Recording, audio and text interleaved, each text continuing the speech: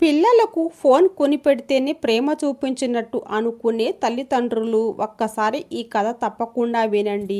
ఎందుకంటే ఈ కథలో ఒక తండ్రి తన కొడుకుకి ఖరీదైన వస్తువులు ఇవ్వలేదు, కానీ జీవితాంతం నిలిచిపోయే విలువలను మాత్రం ఇచ్చాడు. ఒక పెద్ద అపార్ట్మెంట్లో రాజేష్ తన భార్య లక్ష్మి, 13 ఏళ్ల కొడుకు విహాన్తో కలిసి ఉండేవాడు. రాజేష్ ఒక సాఫ్ట్వేర్ ఉద్యోగి. ఉదయం నిద్ర లేచినప్పటి నుంచి రాత్రి పడుకునే వరకు అతని జీవితం ల్యాప్టాప్ స్క్రీన్లు, ఆఫీస్ మీటింగ్స్, కాల్స్ మధ్య గడిచిపోతుండేది.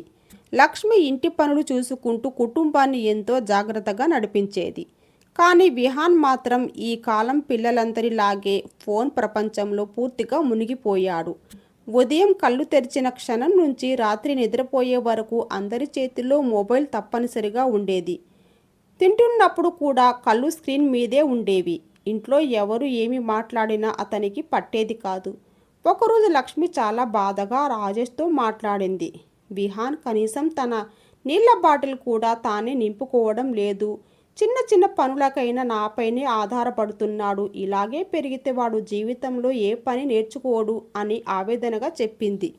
కానీ రాజేష్ నవ్వేస్తూ, ఇంకా చిన్నోడే కదా, పెద్దయ్యాక అవే వచ్చేస్తాయి అని తేలిగ్గా తీసుకున్నాడు. చాలామంది తల్లిదండ్రులు చేసే అదే పొరపాటు రాజేష్ కూడా చేశాడు. పిల్లలకు ప్రేమ పేరుతో బాధ్యతలను దూరం చేయడం వాళ్ళ భవిష్యత్తును నాశనం చేస్తుందని అతనికి అప్పటి వరకు తెలియదు.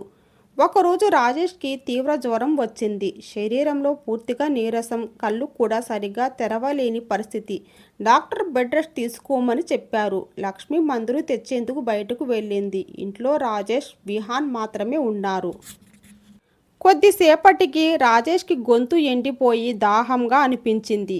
పక్క గదిలో ఫోన్ గేమ్ ఆడుతున్న విహాన్ను పిలిచాడు. నాన్న, కొంచెం మంచినీళ్ళు తీసుకునిరా అని బలహీనంగా అడిగాడు. కానీ విహాన్ మాత్రం స్క్రీన్ నుంచి కూడా తలెత్తకుండా, అమ్మ వచ్చాక అడుగు నాన్న, ఇప్పుడు నా గేమ్ మధ్యలో ఉంది అని నిర్లక్ష్యంగా సమాధానం చెప్పాడు.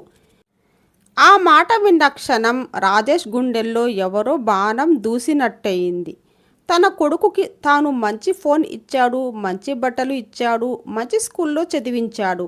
కానీ కనీసం తోటివారి బాధను అర్థం చేసుకునే మనసు మాత్రం నేర్పించలేదని ఆ క్షణంలో అతనికి అర్థమైంది. ఆ రాత్రంతా రాజేష్ నిద్రపోలేదు. తన కొడుకు భవిష్యత్తు గురించి లోతుగా ఆలోచించాడు. చివరకు ఒక ముఖ్యమైన నిర్ణయం తీసుకున్నాడు. మరుసటి రోజు నుంచి వేసవి సెలవులు ప్రారంభమయ్యాయి. విహాన్ సెలవులంతా గేమ్స్ ఆడుతూ, వీడియోలు చూస్తూ గడపాలని ప్లాన్ చేసుకున్నాడు. కానీ ఉదయం రాజేష్ అతని దగ్గరకు వెళ్ళి ఫోన్ తీసేశాడు. నాన్న, నా ఫోన్ ఎందుకు తీసుకున్నావు అని విహాన్ కోపంగా అడిగాడు. రాజేష్ చిరునవ్వుతో, ఈ సెలవుల్లో మనం ఒక కొత్త గేమ్ ఆడుదాం అన్నాడు. ఏ గేమ్ అని విహాన్ ఆశ్చర్యంగా అడిగాడు. జీవితం అనే గేమ్ అని రాజేష్ నెమ్మదిగా చెప్పాడు. ఆ రోజు నుంచే విహాన్ జీవితంలో అసలైన మార్పు మొదలైంది. మొదటి రోజు అతనికి తన మంచం తానే సర్దుకోవడం నేర్పించాడు. రెండో రోజు వంటగదిలో లక్ష్మికి సహాయం చేయమన్నాడు. కూరగాయలు ఎలా తరగాలి, వంటలో చిన్న చిన్న జాగ్రత్తలు ఏమిటి అన్నీ దగ్గరుండి నేర్పించాడు. మూడో రోజు మార్కెట్కు వెళ్ళి కూరగాయలు ధరలు ఎలా అడగాలి, మంచి వస్తువు ఎలా గుర్తించాలి, డబ్బు విలువ ఏమిటి అన్నీ వివరించాడు. మొదట్లో విహాన్ చాలా విసిగిపోయాడు. నా ఫ్రెండ్స్ అందరూ ఎంజాయ్ చేస్తున్నారు, నేను మాత్రం ఇలా పనులు చేస్తున్నా అని కోపంగా అన్నాడు. అప్పుడు రాజేష్ చాలా ప్రశాంతంగా ఒక మాట చెప్పాడు. స్కూల్లో నీకు పాఠాలు నేర్పుతారు విహాన్, కానీ జీవితంలో ఎలా బ్రతకాలి అనేది ఇల్లు నేర్పిస్తుంది. ఆ మాట విహాన్ మనసులో ఎక్కడో నిలిచిపోయింది. రోజులు గడిచే కొద్దీ విహాన్లో చిన్న చిన్న మార్పులు కనిపించడం ప్రారంభమయ్యాయి. ఇప్పటి వరకు తన గదిని కూడా శుభ్రం చేయని ఆ అబ్బాయి ఇప్పుడు తన పనులు తానే చేసుకోవడం మొదలుపెట్టాడు. అమ్మకు వంటింట్లో సహాయం చేయడం, పెద్దవారికి మందులు ఇవ్వడం, ఇంట్లో అవసరమైన పనులు గుర్తుపెట్టుకోవడం అన్నీ బాధ్యతగా చేయడం ప్రారంభించాడు.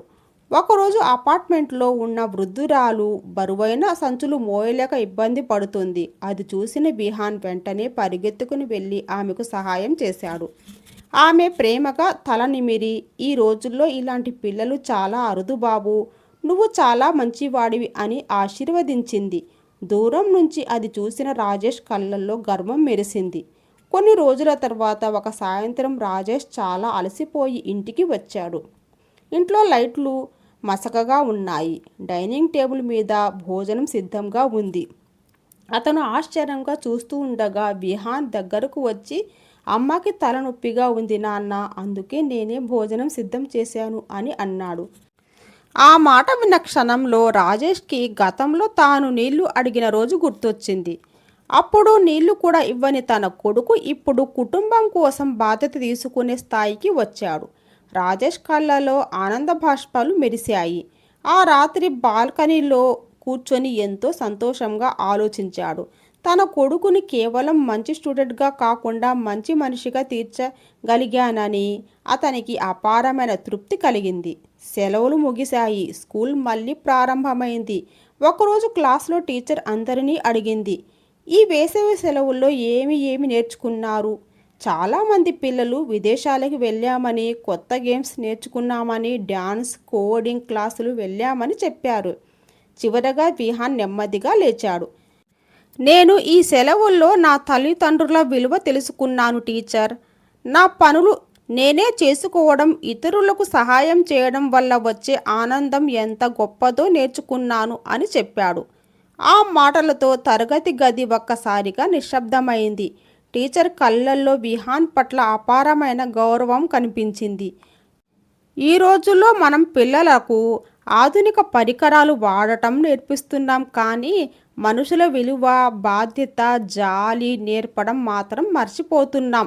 వేసవి సెలవులు అంటే కేవలం వినోదం కాదు, పిల్లలను బాధ్యత గల వ్యక్తులుగా తీర్చిదిద్దగలిగే అవకాశం.